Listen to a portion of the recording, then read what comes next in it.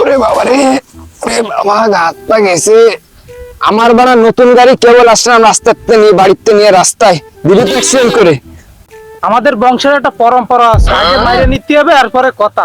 তো আবার বাংলা গাড়ি তো, ওই দামি গাড়ি সোয়া পাইছে, তাই একটু গন্ধ গন্ধ হয়ে যাচ্ছে। বাড়ি থেকে ধুয়ে নি, না এই গন্ধ তো এর এলাকায় টিয়া যাবে না।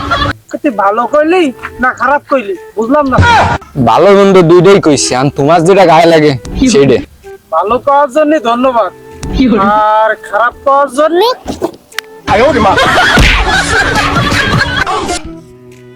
কেউ তো বলে দেয়নি, বাজারে দেখা মানে যে আমি ওরে বেশি মারিছি।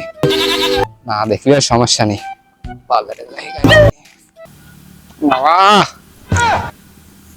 সেই স্বাদ। আমারে দুই টান দে। এতক্ষণ আব্বা দেয়নি আপনি? সারাদিন আব্বা, আব্বা